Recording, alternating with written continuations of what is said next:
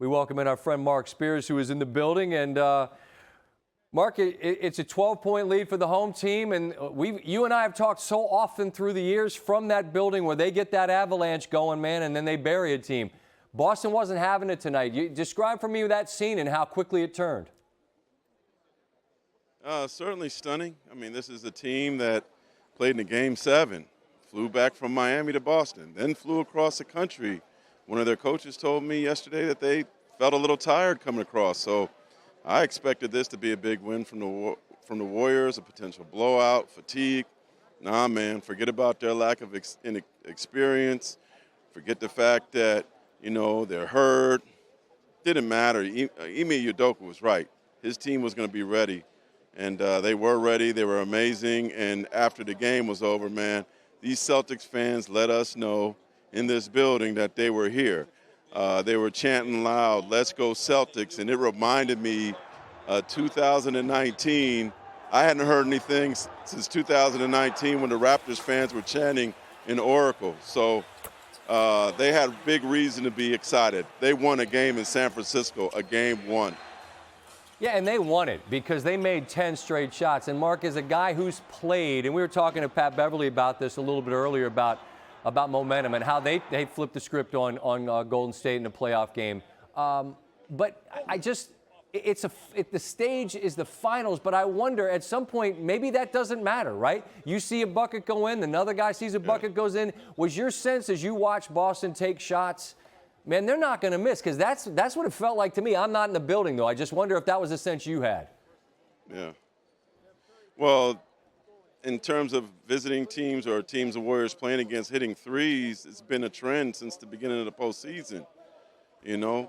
Dallas hit a bunch of threes. Memphis hit a bunch of threes. Their three-point defense does not seem to be that great. Certainly is something that they need to work on.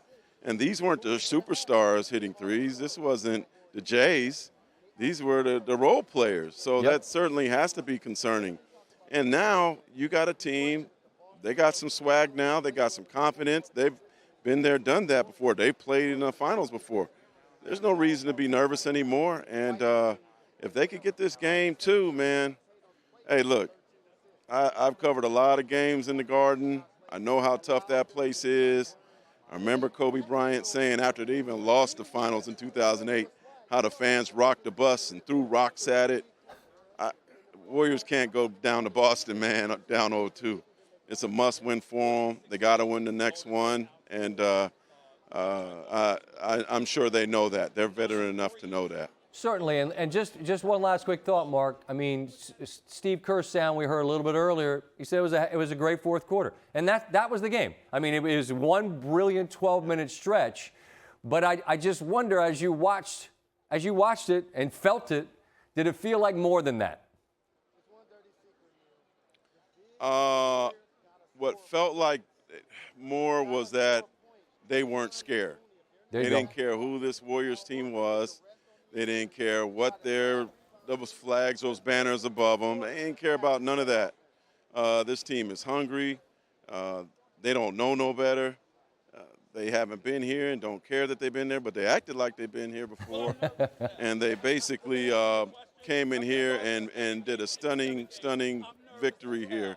Here's Stephen here yelling over here, but I'm going to yell too. All right.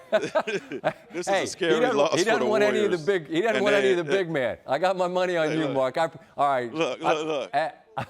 Rumble, young man, rumble. This was a huge win. This was a huge win for this young Celtics team, and I can only imagine where their confidence is right now.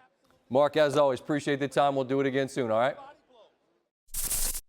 Thanks for watching ESPN on YouTube. For live streaming sports and premium content, subscribe to ESPN+.